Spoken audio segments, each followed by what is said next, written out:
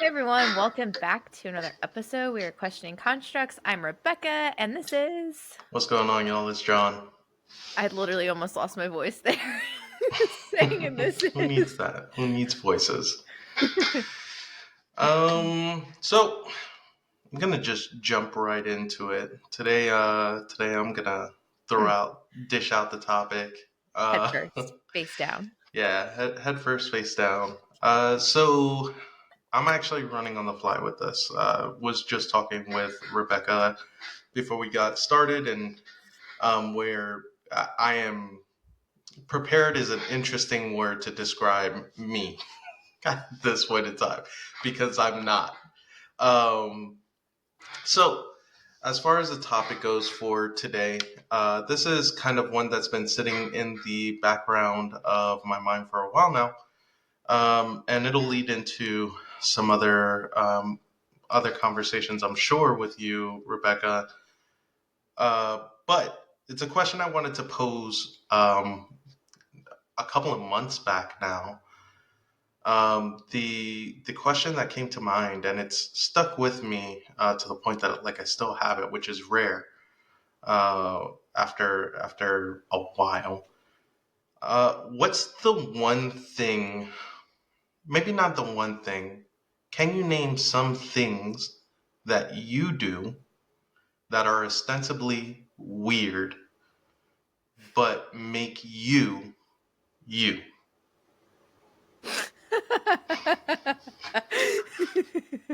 What's why are you such a weirdo?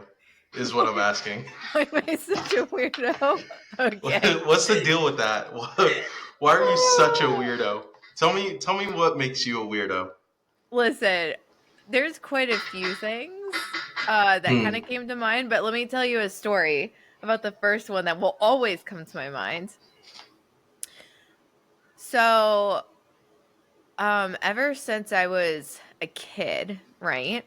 You know how you have those moments where you think back and you're like, "Man, like I'm such a genius for doing this. Like this is such a good skill set I developed and I developed it early, right?" So what is that skill set? So, ever since I can remember, when you had things to remember, if I needed something for the next day, and it wasn't something that was like downstairs or like when you got to the point where like you're going to school. And for those that don't know, I was homeschooled up through sixth grade. And then I was put back into public school in fifth grade, which was still about 2 years ahead of where I was supposed to be for my age range because in homeschool, you just can go really fast through things. And so when it came to the time where I was getting close to that transition, and especially when I was in public school and you need something, like maybe you were doing homework in your room, I thought I was so clever. What I would do is I'd put it in front of my door so that I would remember and I would take it with me to go to school. That's a Fast fire forward. hazard. That's a What'd you fire say? hazard. A She's a fire weirdo. hazard. She's a weirdo. Yeah. Smokey the Bear says no. Right? I know. Oh gosh. So, and it wasn't like I wouldn't put it to the side. I would literally put it in front of my door. So John's right, like fire hazard. But I thought I was being smart because, I'm not going to miss it if it's in front of my door. Okay, so fast forward to probably let's see, 4 to 5 years ago. I was working for a different company and I just like had one of those thoughts where I was like, I did the same thing at work and it was an organizational system and I would make piles, right? Can't forget your pile. And at the same time I was going and seeing a oh my gosh, not a psychologist. Um shoot, Psychiatrist. Okay. psychiatrist, thank you. And I was seeing her because I've always assumed that I had ADHD. And so I was on some medication. And one of the things for the form, the intake form, they're like, well, are you forgetful of things? And like, how do you assist yourself with that? I forget the exact question, but I listed that and I was so proud of it. And then I started medication and I realized certain things that when I was on the medication, my brain like didn't do or didn't find the need to. And I realized that the reason why I put things in front of my door was because I literally would forget them. And it was a coping mechanism. It wasn't something that I magically came up with that was genius. So that is a quirk. Even to this day, I still do. And it makes me laugh every time now because I think about younger me and I was so proud. And now older Copium. me is like, I need this. I do That the same thing that's with like my keys. Yeah. that's copium to the core. Oh, yeah. Copium to the core. Oh, yeah. Or like if I'm at a friend's house and even if they had somewhere to place like your keys and like loose items, if I don't have a jacket with pockets, I will literally stick it in my shoes because if God forbid my wallet's somewhere else, yeah, no, I'm forgetting that. Mhm. Yeah, I'm not doing that. That you win. You win on that one. That sticking my wallet in my shoes is a little weird. It's a little weird. Well, I have a tiny wallet too. I hate carrying. Oh, that's another thing. I hate carrying things. I will deliberately go out of my way to not have to carry things. So, is there anything that you do that that you feel like from a third party view would be weird, but ostensibly it like is a core makeup of who you are? Like you look at this thing and you're like, that's Rebecca. Definitely my ability to plan when it comes to time and then like spatial recognition. I can look at a room and like visualize in my head if everything's going to fit and tell someone with pretty close certainty. Like I've gotten within the inch or two at times that people are like, how do you do that? And I'm like, I just see it in my brain. And the same thing with time. Like I'm able to create a lot of like loose metrics that end up coming true and people are like, what did you base it off of? And I was like, well, it's just reason, logic. It works. So I don't know. I guess is there something specific for you that sticks out? Oh, you've known me a long Mm, time. Like what would you say is something that comes to mind? from the outside looking in, that's weird. Um, what would I say is weird about Rebecca? Because I I know you and don't. I have had It's conversations hard. where you're like, that's weird, that's wild, that Um, I don't really like. There's nothing that really like super stands out to me. That isn't like super personal. Like, yeah. Yeah. I don't know. I don't know any casual weird things that you do that I find weird. Maybe. Hmm. Yeah. I don't really know. Like outside of like here's what I would say. Your spiritualism is weird. That's mm, where that's what I'm gonna say. Like okay. so there's and I think that's actually probably the best thing that I can really like center around. I think your spiritualism is very identifiable to you and it makes Mm-hmm. you you. Mm-hmm. But it also is weird because it doesn't fit all frameworks. There's Yeah. not a specific religion that I can apply to you that I feel like really identifies your version of spiritualism. Mm-hmm. And so, in that sense, I do think you're weird. I think you're very different when it comes to you, and it has a major piece of identifying the way you move in your day to day. Yeah. I do think that could be pointed at in terms of weirdness. And when I say spiritualism, for those of you out there, I'm gonna, some of the core identifiers that I can point to are like your thoughts around people, relationships, your thoughts around how the world functions, your thoughts of the afterlife, magic, your ideas about how the world functions Mm-hmm. ostensibly around you, including you, and how you function within the world. Mm-hmm. I think those are all like grandiose kind of concepts to call out, Yeah. but they are weird and they all lend themselves to your spiritualism. Yeah. Um, That's a really good but one. yeah, I feel like anybody takes that combination, like between Reiki, between Mhm. crystals, between religion, Mhm. between all of these Energy. different things, Mhm. the way you think about dreams, the way Mm. you function with the afterlife, Yeah. like all of these things build into something that's very, very identifiably Rebecca. Mhm. And so that's probably the weird thing, right? Because not everybody can speak to that experience. And I'm pretty sure that if you went and spoke your experience to a random person with no understanding of who you are, they'd look at you like you're a little different. Mhm. Yeah. Um, so that's what I would say. I do have another one. This might spark one for you because you and I have gone on trips together. Hmm. So, spiritualism aside, the fact that I will actively choose to walk somewhere, even if there's a closer parking option. That is very you, actually. Yeah. Yeah.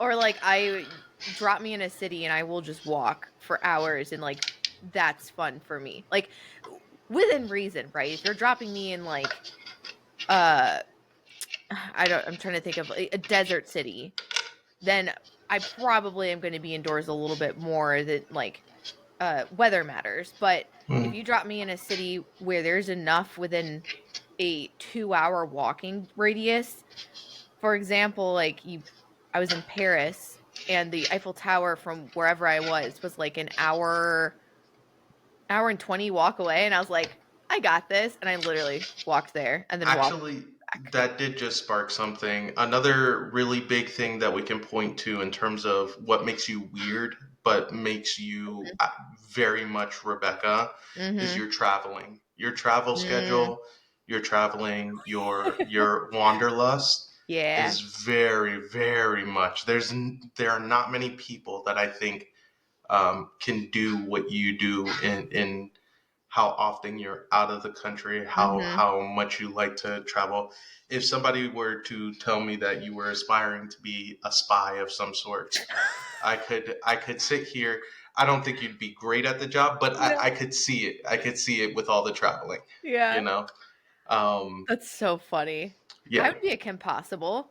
I just, you know, lying is not my thing. I don't think you'd be a good spy, but I do Yeah. think you travel enough that you can give the impression of being a spy. Yeah. Well, actually, when I was in France, I mean, I was having a magical day and I'm just walking in the street and I'm like, oh, wow, it looks like they're doing a very professional photo shoot. And this lady comes up and starts talking to me in rapid French. And I'm just staring at her and she goes, oh my God. I was like, she thinks I'm somebody. And I looked at her and I was like, I'm so sorry. I have no idea what you're saying. And she like is shocked. She's like, oh my gosh, you're American. And I was like, yeah. And she goes, oh, well, we're doing a movie scene. And can you please like keep walking and like just go over there? And I was like, oh yeah, sure. But it took me until like I walked to the other curb and I was like, why does she speak to me in like French? And like most people know that I'm American. And then I realized I was like, oh, I probably with my complexion and features, I probably do look kind of French. Um, Hmm. it was a really interesting moment. So I can't speak to it, but I will trust your judgment because I don't know what French people look like. They just look French. Um, let's see. I think for myself, I don't really have anything that is easy for me to point to. What I think is weird about me that makes me me, probably my romanticism of life. I think Mm, I romanticize a lot of my life, whether it's negative things, whether it's neutral things, positive things, aspirations, hopes, ideas. A lot of them get blown into something bigger than what they are, which can lead to a lot of positives as well as negatives. But it definitely is me. Like I feel like I can find words that can occasionally touch on the eloquent side of a lot of different situations that I find myself in. Mhm. Uh, but yeah, I would say probably that maybe. Although I'm trying to be a lot more grounded lately. I Um, have one for shoot, you. The 2 words that came to mind, but as the sweatshirt you wear is white trash and just, like, the nerdiness. true. Like, that falls into a or even, like, anime and manga, like, that falls into a category of weird, but it's like it's the same thing with spirituality. It's like it's a I certain don't know, flavor. man, because anime is so mainstream these days. Literally everybody watches anime now. It's Yeah. very mainstream. I Yeah. feel like you can throw a stone now and hit somebody who's like, anime? I've watched Sword Art Online. Yeah, but it's All right, not. cool guy.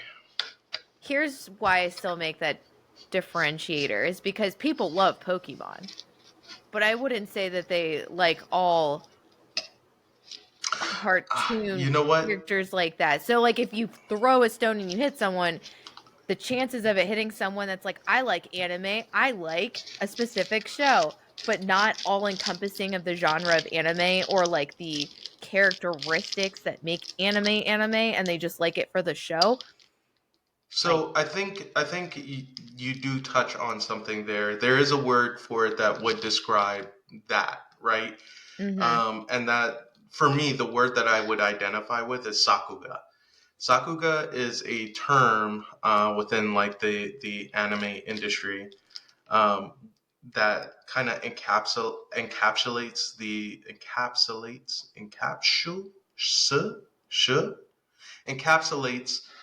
idea of when the moment hits, when things are mm, just right.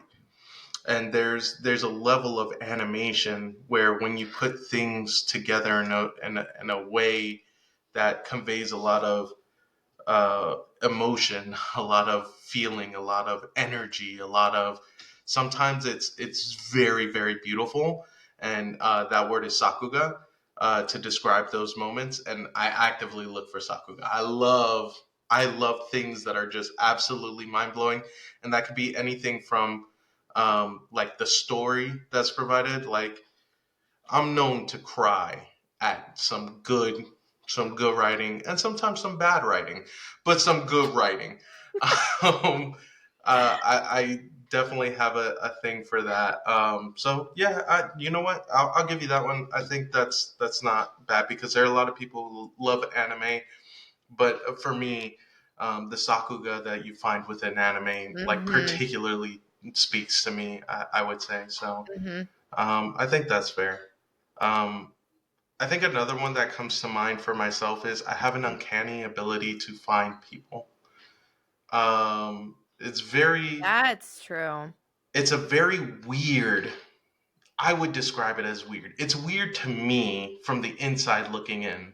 Mm-hmm, But like, I always end up in whatever endeavor that I take part in. I always find a collection of what I refer to. I refer to people as gems, and I find a lot of gems in the world. I really do.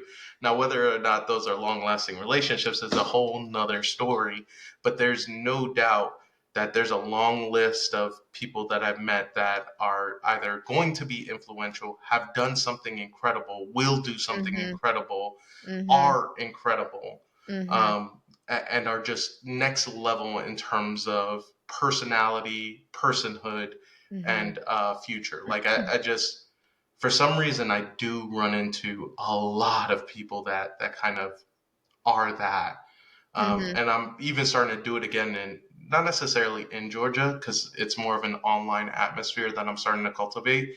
But the mhm, people that I'm finding online that are starting to become part of what I would say the next group is for me definitely are falling into that sphere of person where I'd be like, these are gems, mhm. which I can't wait to tell you about some of them that I found. Yay! But that's a conversation for the future. But I do think it's an uncanny ability that I have because it's so unintentional, but it always happens. Always. Mhm. You know, That is, I think you and I have similar gifts in that sense because I'll find people, but not like you find people. But my skill set is bringing completely different groups of people together. I've done it multiple times where people are like, like I would never have picked this person for a friend, but like knowing them through you or like getting that interaction, that's kind of where my weird skill set comes in for that. So it's like I just can bring people together. And one other thing I thought of in talking about people, and I think you are kind of similar in this sense too, is my ability to look at situations in the gray. Like or just like this how heavy I am in like the psychological state and like how I see the world in that way. But especially with I would think that people would view this skill set as playing devil's advocate, but for me, it's just a very natural state to look at both sides of a situation and kind of visualize them and what's going on. But to other people, I can tell a lot of people don't think in that way. It's very much like what was done to me or how do I feel and like they might be able to consider the other person, but for me, I'm like, "Oh, that's weird that that person did that," and, like, I'll start breaking down, like, why they did that, which a lot of people don't do. Actually, I don't think I've met you're probably one of the only other people I've met that does that, where you're like, "Well, let's think about this from a logical perspective and get into the actual methodology and the psychology behind why people do things to better inform our actions going forward." Um, this kind of leads into, I guess, not necessarily. This isn't a follow up conversation or anything like that. I don't intend it to be anyway. But it capitalizes on a conversation that you and I started yesterday. And one of the questions that I posed that I've been trying to be a little more conscientious of when it comes to my personal life. Um, and I've done, I think, a solid job of it over the last couple of years of my life. Mhm. And that is identifying the things that we like about ourselves. I feel like oftentimes we get so lost in the sauce of the everyday that we forget to actually do that and like Mhm. who we are. Mhm. And as somebody who comes from a very, very, very depressed and dark place where I spent a majority of my life despising who I was, I think it's been a pleasure getting to know who I am and understanding that there are things that I absolutely love and treasure about myself that I can speak to, which is why that question of what is the weird thing that makes you you, why that stands out to me as a question, because I Mhm. feel like people should take time to answer that for themselves. Mhm. Like I don't know, I mean, how do you feel in the journey of learning to kind of? Mhm. I don't want to be corny and be like self love and Yeah. love yourself, Yeah. but that's really what it is. Learning to like find the little things that you appreciate about who you are and how Mhm. you operate. Mhm. Where are you in that space? I'm, like, really emotional right now, like, I'm really trying not to cry because, like, the so to start this for context, the question John asked me yesterday was, "What are you most proud of with yourself?" And I'm like I'm emotional listening to you talk about yourself in such a positive way because 'cause I've known you for a very long time, and I think we had similar struggles, but, like, different backgrounds in a way.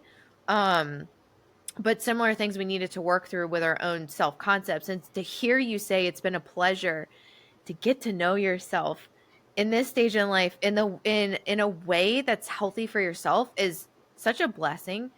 And so where I'm at in my journey, similar to that, is when John asked me that question yesterday, I told you like 5 or 6 things right off the bat that I was like, I am so proud of myself and I love myself because of these things. Um, and it just makes me so joyful because where you came from a depressed and a dark place, I can resonate with that, but my home life was a little bit different. Like my home life was like very heavy in shame. Or home life growing up. And so my self journey is it's kind of like twofold. The pieces of me that I always kind of really liked were very strong and I stood in those, but it's almost like they were never enough. And then the pieces that I didn't like, I heavily like pushed away or didn't accept for myself because a mistake or something unaccepted was punished growing up or had like very severe, like more severe repercussions than they should have. And so the journey for myself right now is one, standing in the things that I love about myself and honoring the fact that that makes me uniquely me. And I get to continue to grow those, but also it's almost like I'm calling home all the parts of myself and accepting those pieces of me that were that for a long time in my life I felt a lot of shame about. And so those pieces I'm also accepting as me and recognizing that they have their value and their worth, which I think is a beautiful thing as well. When you can make that entire protective space around yourself and go, anything that is me, I'm going to protect no matter what. I think you present yourself so differently in life, and I feel like I have a solid self foundation that is not going to be rocked by like I feel like I can get through anything, and because my self concept now is so strong and I've accepted it so deeply, um it's just different. Like there's a relief with that because it's like, you know what, no matter what, like I like the person that I'm working on. I will continue working on myself and I'm never going to stop. And that's good enough for I'm good enough for myself now, flaws and all. And that's liberating. So it makes me so happy to hear that you're on a similar journey and you're enjoying getting to know all those parts of yourself, and it's just different. Um It is. We're in a different time and space, for sure, than where were 10 years ago. mm, Both you and I, mentally, in terms of our maturation. But yeah. not for nothing, for all of you out there who may stumble upon this episode in the future, I would be remiss to say that remiss if I didn't say that it's been a journey, Mm, and this is not something that came easy. This is something that has taken a lot of time, and this is only maybe like the last 5 years that I really started to make a change in how I felt about who I am, and as I'm a 32-year-old man at this point in time. So you know that it's just actually I wouldn't even yeah I would say that 27 was about when things started to kind of mhm. shift. Mhm. Um, so it I've been in a dark place for a long time, and it's still like it's close enough that I can see it and I can still feel it. I remember there was a point in time where I literally had to start the journey by waking up every morning and repeating the same phrase every morning for like 3 months straight. I had to tell myself that today was going to be okay. It's going to be okay. For like 3 months, I had to every morning. It needed to be the first thing that I said to myself, and that was probably the start of that journey. And it started as a lie, to be honest. Like I'm going to be Mhm. completely upfront with all of you. I had to lie to myself for a long time until that lie became the truth. You know that Mhm. whole Mhm. concept of fake it till you make it. You know, there is some truth in that. I had to sit there and not be okay for a while, but tell myself that Mhm. I it was going to be. Mhm. And eventually, that turned into um, tomorrow's going to be a good day. Mhm. It went from today. It went from waking up and having to tell myself I'm going to be okay. It's going to be okay. To tomorrow's going to be okay. Mhm. To next week is going to be a good week. To oh, I can't wait for this thing that's going to happen a month from now, to, man, I got to come up with a plan for the next 5 years because we're going to make this happen. Let's go. To, oh man, 10 years from now, I want to do A, B, C, and D. I want this. To it all crashing and turning to rubble again. To me waking up and telling myself it's going to be okay. To me being here today knowing that I'm actually pretty excited for the next couple of years and what's in store for me. Like this has been an ongoing journey, struggle, and fight and battle. And the one thing that I want to put out there to anybody who watches this is show up for yourself and fight. Mhm. Fight like hell for who you are and who you want to be, and love yourself and like yourself in a way that nobody else can. Yeah. Like Yep. just do that for yourself and things will change. Mhm. Things will change. There's there's a lot of good points that I want to highlight. I think one of the first ones uh is I think there's a natural progression to working through some of this stuff, and John and I are similar ages. I'm about to be 31 literally next month. Um but that doesn't mean that if you're on a journey where your healing came before that or whether it comes after that, that that's right or wrong. Each person's on a different timeline, but here are some of the things that I've picked up that I think are somewhat common for most people in like different stages in their life. So you have your childhood, and that's where a lot of things start. So even if you have a good childhood, it might mean still that you have things to work out later on in life. But for most of us, childhood is like you're getting through the sauce and you don't have this full skill set. Most of us don't to handle and work through and process everything that happens in childhood until later. So some of us in our 20s get that opportunity. And some of us later on in life. But what I realized the difference between the 20s and the 30s is like your 20s are you are starting to realize your own self concept and building your foundation. And your 30s, it's like, no, I accept myself and I really understand the differences between what's external to me and what's actually myself internal. And when you kind of have that internal self concept that's like that foundation that's unwavering, or you have that understanding of yourself, it's different going through life, even if you go through the same situations you did in your 20s. um because your 20s, it's like you're still so connected to the external world, you're trying to figure out your place in it in a variety of different ways. But your 30s, how often do you hear or see people's videos? This is a really good example where they're like, oh, I have so many friends in my 20s, or like, I'll be friends with anyone. In your 30s, you're like, I only have time for these 5 people, and like, unless you're this certain type of person, we can be friends, but you're not going to be in my inner circle.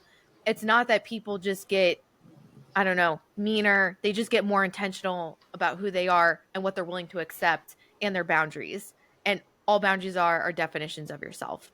So I think that's really important to point out that healing kind of has a trajectory, and how fast or slow you're going through it isn't indicative of your age, um but perhaps like the foundation you're able to uncover and build within yourself. um the other thing that I think you mentioned that was so important is kind of the fake it till you make it, or like fight for yourself. How hard are you fighting for other people? And you do not fight for yourself that hard. It's almost never equal to like what you're giving other people.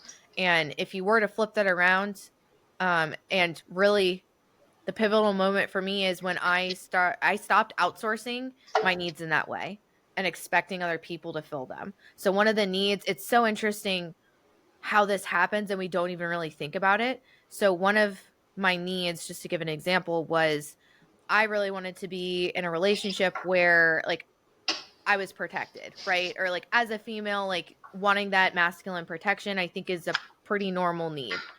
But what I wasn't doing is fully protecting myself. And I was putting myself in situations where my protection was not protected. So just putting your own, like taking care and putting your own protection as a need and filling that for yourself, and then allowing other people to kind of bring in excess. That's just one example where I think when you are fighting for yourself and you're championing yourself, that alone shows other people your boundaries and what you're willing to accept. And it does kind of change the type of people that you associate with. Um, and the last thing is do it scared. Like, do it with whatever feeling you have, but do it scared. When I had the most profound shifts, it was when I stopped trying to resist my own healing and I just accepted. I was like, I'm going to be scared and this is hard and difficult, but I'm going to do it anyways because it's got to be better than where I'm at. Um, and because of that, because I was willing to go through the pain and do it scared, I'm in a far different and better place for myself, and I'm so thankful I made that choice. But it I is think hard. Yeah. I think there is something to be said about the do it scared. I have a different phrasing for it. You've heard Mm, me say this before, but mhm, my version of do it scared is comfort is poison. Um, mm, and it's not. I don't think comfort is bad per mhm, se. I think there's time and place for comfort, but I think something that I've become more aware of is being comfortable in discomfort, and the role that plays in our lives. There are things that we want to accomplish, things we want to do, places where we're at mentally, where we're used to those feelings, and because they are our everyday, we continue to accept them every day, and so that whole being comfortable can sometimes be a scary place to be. And so, I definitely, for me, when I think about it, I like to, consider the idea of I don't know.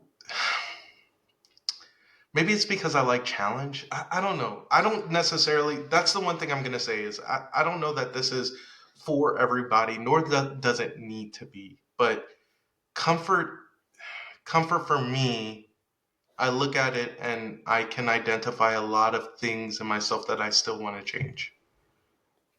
Things that I want to grow out of. Things that there's a better version of me that exists, and I gotta be a little uncomfortable to get to that person. And mhm, so for me, that's my version of being scared in a sense, mhm, or facing that fear. mhm. But these have been super heavy topics, and I got a little hyped up there in my diatribe. So I'm gonna lighten things up a little bit. I did end up making um, the gold jar. Now, whether I've used it consistently is a whole different question. We ain't got to talk about it. Or maybe we can at a later date. I think there is a useful conversation in the idea of sidelining the things that Mhm, we want to do and things we want to accomplish in our life.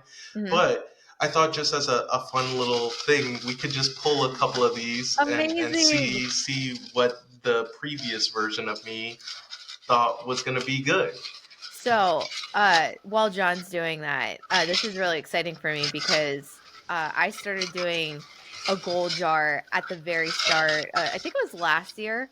Did it pretty consistently throughout the year, but then end of year, I kind of had to, or even through up through this year, but then I had to stop. Life happens, and then I'm moving soon, so a lot of my stuff's gonna be in storage.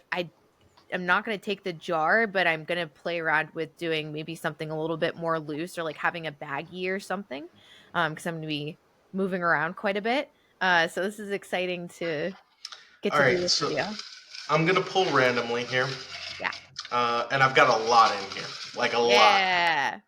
So these are real random. So Oh, wait, this before you one, do that, maybe we explain if there's someone new. So a goal jar is you write down anything that you kind of want to do or have as a goal. It could be something as like I had like make lavender ice cream to take a trip, or I want to, I don't know, something specific like lose 36 pounds.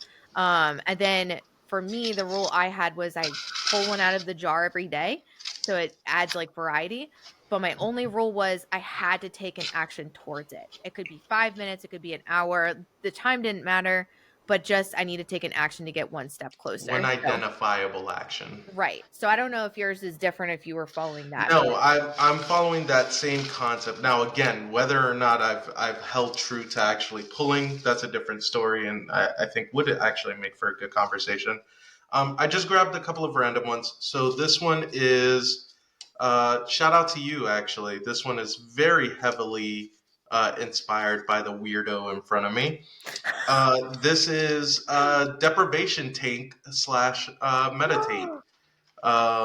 So the idea behind this one being that whenever I pull it, I either take some time to do some meditation, some like actual meditation, because while it is not my core spiritual foundation, I do believe in the usefulness of mhm. being mindful. I think Yeah.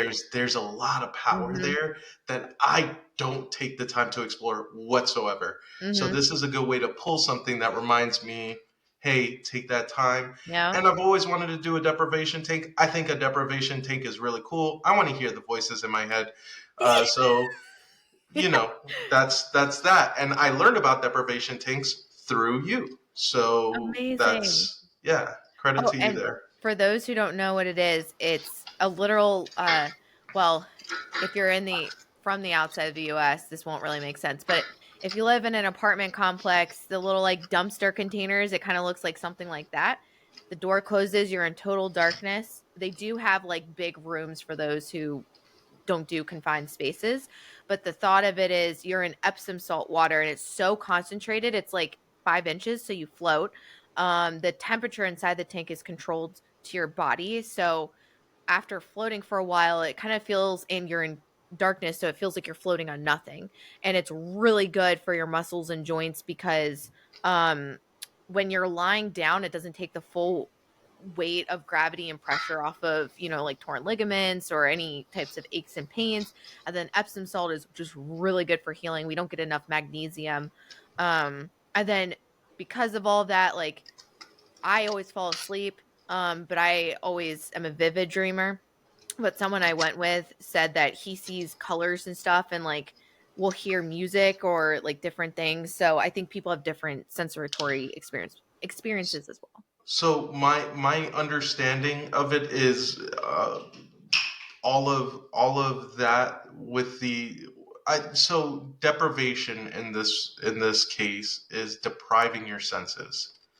I think that's so. I don't know. Mhm. Are deprivation tanks soundproof as well?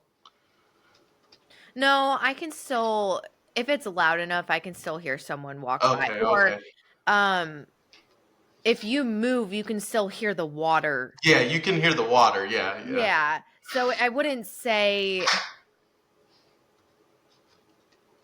it's kind of like going into like if you were a kid and you like played in like a bin or something, or if you had like if you were just in an enclosed space and it feels just slightly, I don't know, heavier, but Mm. like sound outside isn't really deadened. So Oh, okay, okay. yeah. All right. Next pull. Practice archery. One of the things that I intend to do with this is there have been some 3D programs as well as some tools that college students have developed, um, where you can actually get like not necessarily a recurve bow that you can shoot, but a practice recurve bow where you can change weight of bands or whatever, so you can actually practice against actual weight. But you can dry fire with said bow rather than actually live shooting. Archery is something that is still very core me. I don't do it, but I don't do it well anymore since I've moved from California. But even in California, I fell off towards the end of my time there, but it was really, really major to me. And in fact, it's so major to me that when I stretch, I always feel weird about this out at work. So this is another weird thing that makes me me. When I stretch at work, I'll often do like one of these, sure, but this always leads into my actual form. And I always go into my form because there are specific muscles that I want to feel when I pull back. And so even though I don't have weight, I can activate that muscle group on my back, and like I know I'm in form for shooting. So that's practice archery. Amazing. It's one of the things I was actually gonna sell, in preparation Oh, for that's so sad. I I know. understand it, but it's so sad. Yeah. And it's been sitting on the floor and I haven't actually made the post, and now I'm at the point where I'm like, I literally don't have time. I'm probably just gonna put it in storage and I'll be happy I did that and then pull it out and do Yes, archery yes, you later. will. Yes, you will. Because it's the same thing. Like I always think about it. I'm like, oh, I need to go and do archery. A lot of the places near me were like an hour away, which isn't an excuse. I used to drive that far, and now I I just get it. I don't. get it. There was a point in time. So back when I was living in California, when I moved away from the archery range, I actually went and bought hay bales for my Mhm. backyard, and I made my own pseudo archery range that I would shoot at. It looked cool Um, too. that for sure is yeah, it's one of those things, and good reason why it's in the bucket. Um, let's see. Here's a fun one. Play FFTCG, which is just a trading card game. Okay, Uh, I was gonna ask. it's literally it's Final Fantasy. It's basically Magic, but Final Fantasy. Mm, Trading card games, love them. I used to have a game shop that I was a co-owner of. I love board games, trading card games, etc., yeah. etc. Now, I don't take the time out to actually pursue those interests in this day and age, which is why it's in there. Because it's one of those reminders of, hey, you love this thing, go do it. Go do Mhm. that thing that makes you happy, you know? Mhm. So, yeah, I think that's a very classic you one to have for sure. very, very. Do you Okay, have magic in there? I do have magic as a separate one. Yeah. Um, Okay. I'll do one more, and then I will. We can wrap things up there, so to Okay. speak. Let's see. I pulled out like a handful of them on my desk, so I'll pick out this one here. No, not this one. This one is cool, but it's not. It's. I don't think it's as interesting. It's just designing and 3D printing a project. There's not much to say about that one. It's just a hobby of mine that I really enjoy. I don't really have anything super deep. It's how I started my first business. So I'm super proud of that. Here's a good one. This is a good one to end on, especially because it's been on my mind really heavily the last couple of days, couple of weeks, the last 2 years. Actually, low key forever, but like, What is but like it? really, really, really close to my mind the last 2 years. I want to learn how to sing. Um, That's one of mine too. yeah, I really like. I think singing is. I've always wanted the voice for it. But like most things, this kind of is, it falls in line with that conversation of what depression was to me, and Mm, it falls in line with that conversation of like learning to like myself. mhm, Singing has been one of those things that I've always been like, I wish I had the voice for singing, and mhm. that's a there's a lie embedded in the statement, Yeah. right? We all have Mhm. voices for singing. Yep. The Mhm. question is, are you going to go out and learn how to use your voice? Yep. And so, I decided recently that that's one of those lies that I'm not really interested in moving into the next part of my life. And Mhm. if this is something that I want to do, then I should do it. And so it's been on my mind the last couple weeks in particular. I've been singing a lot more, but what I really would like to do is investigate finding like a vocal coach Mhm. and starting to kind of like tune my voice because as I stream on a daily basis. Which go find me on Twitch. Even though we're doing this in 2025, the beginning of the year, I'm probably streaming right now between 8 o'clock to 10 o'clock. Mhm. TTV Venomous Marmalade. Go find me. Um, that said, I've been really conscious about the way my voice sounds, and I want to improve my tonality. So it's been on my mind. So there's a couple things there that I want to touch on. The first is like I'm so happy that you said that that is a lie that not everyone can sing. There was somebody I wish I remembered who she was, but she was on a podcast and she was a coach.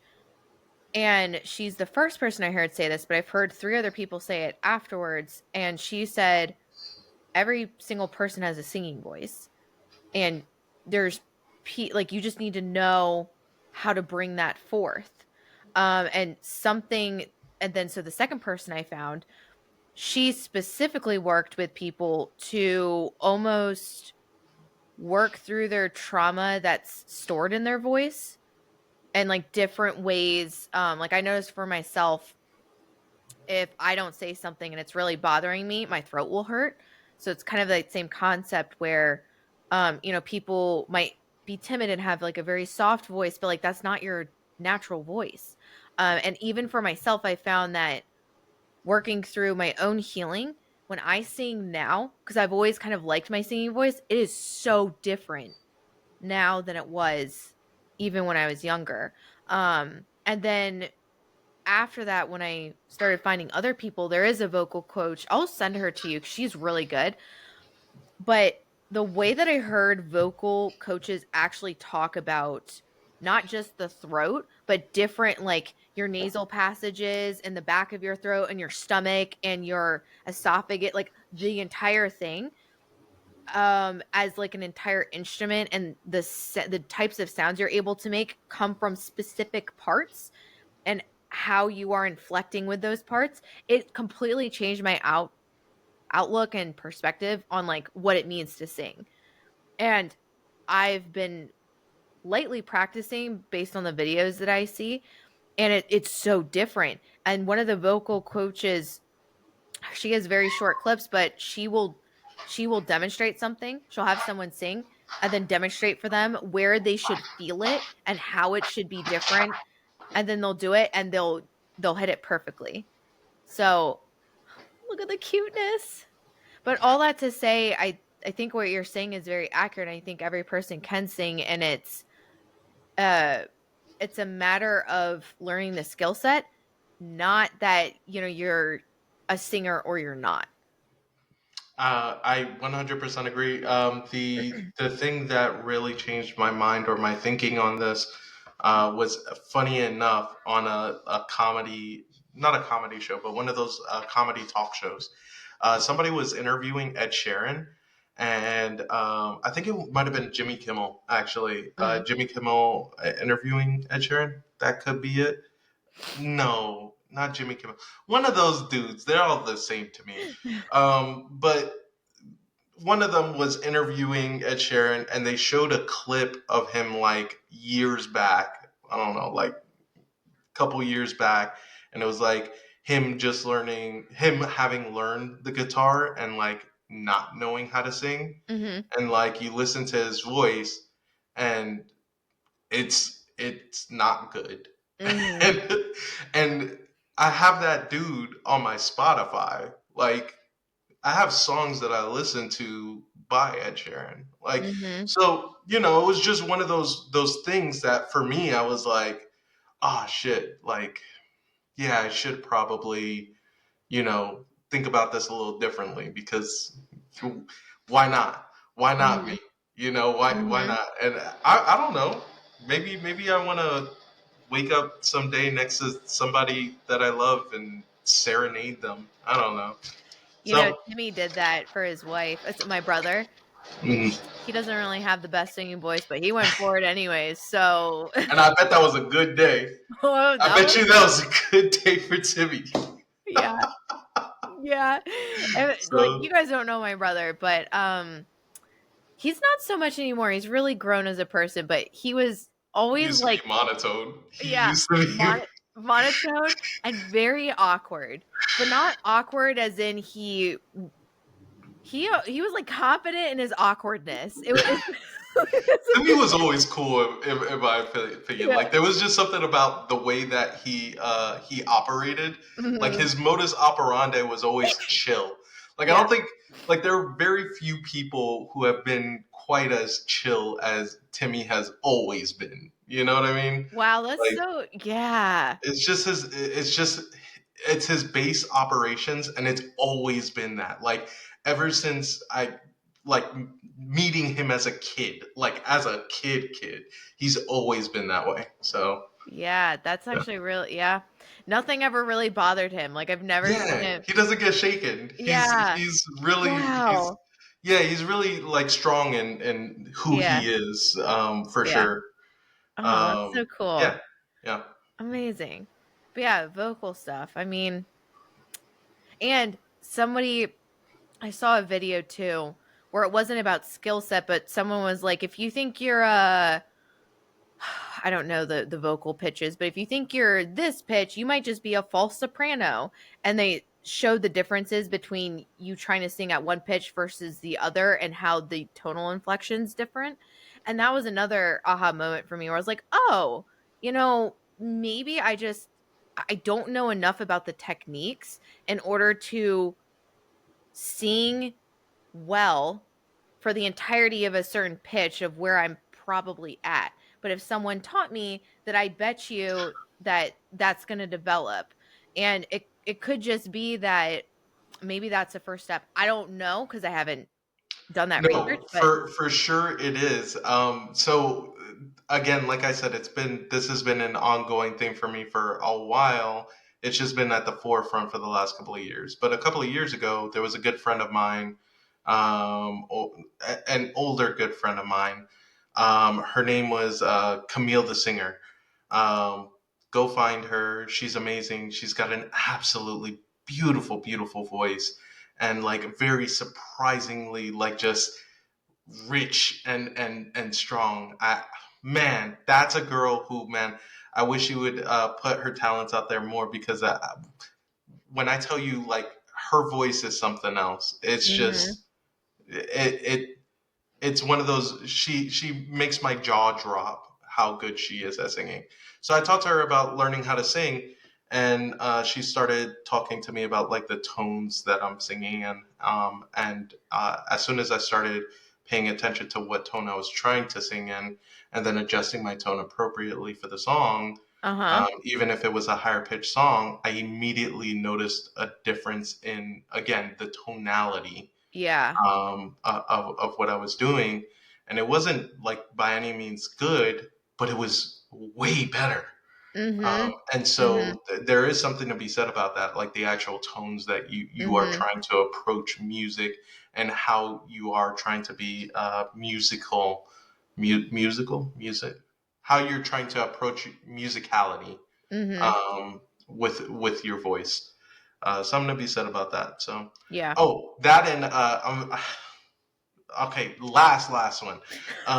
It's in here somewhere, but I'm gonna be getting another ukulele at some point in the nearby future. So I'm definitely picking up the uke again. Music, I don't pay enough attention to it, but it's important to me. It always has been. uh-huh, I've never, I don't give it the proper space in my life that I need to. Um, mhm, Not that I'm gonna be like any kind of musical artist in any sense. I just want to be able to play for me and make me happy yep. with the sounds that I create. So Okay, so last two things. So I think it's Uh, first, I'm so excited you're getting another ukulele because, okay, let me tell you guys my first experience with John and his ukulele. So I see John, and at this point, he had moved to California, but this was our second trip together, and we went to Italy. So I met him and his friend, now mutual friend Z in Italy, and I see John, and he has just this giant thing on his back, and I'm like, "Oh my gosh, like, did you bring a guitar?" And he goes, "No." "Whoa!" And he opens it. He's like, "It's my ukulele." And I was like, "What?" He goes, "It's my travel ukulele." And I was like, "Okay." I was like, "That's cool." And he started playing it. And let me tell you, if it didn't actually add some richness to the trip in a very good way. Um, I think there's something very normal about a guitar, but there's something very special about a ukulele in the randomness of Italy and just playing it, and like that was really cool. So I'm very happy. And actually it inspired me. There was a point, I don't remember when, but I was walking by a shop and they had a used ukulele for sale, and I'm like, "Do I get it?" I was like, "John could do it, and this seems easier than the guitar." Because I learned first on piano, and so trying to get my finger, there was some. My brothers picked it up so easily. They taught themselves the guitar, but for me, like the placement's weird. But I was like, "But John did the ukulele, and that looked fun."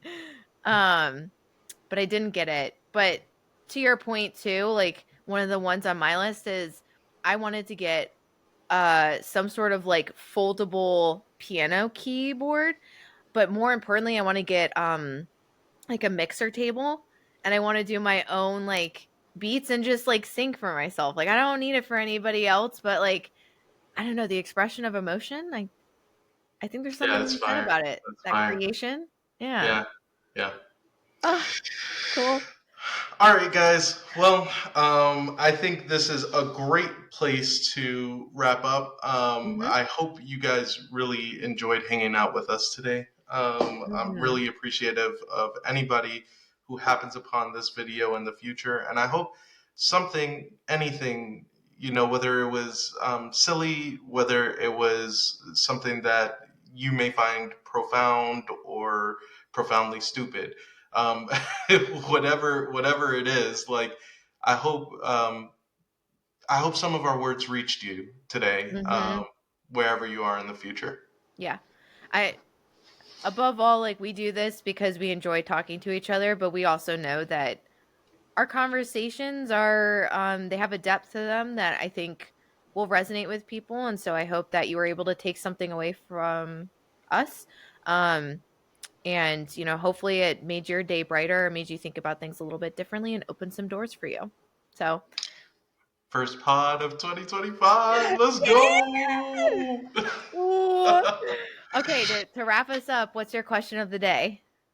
My question of the day is going to be the same one that I actually posed to you. What is the weird thing that you can come up with for yourself that is very you and not some random person on the street? What is that thing Mhm. that is just identifiably you, that you like about yourself, that you really, really, are like, damn, if I met somebody with this quality, this trait, I would like it.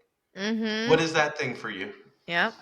That's a good one. My question is, what is the one skill set or thing that you really want to do for yourself this year? So, like John and I both talked about music. Yours obviously doesn't have to be music, but like, what's the one thing that you want to do simply for your own enjoyment? And even if it's shared with anybody else, like that's never going to be the goal. It's just going to be really for your own creation. What's the thing you're taking on this year for your own creativity and creation, and what is it? I'm curious. All right, well, love you guys a lot. Wishing everybody luck in the new year and the coming years. Mhm. Shout out to all of us. This has been another episode of Questioning Constructs here, where we approach things head first, face Face down. down. All right, guys, have a good one. Love you guys. Till next time. Bye. Bye.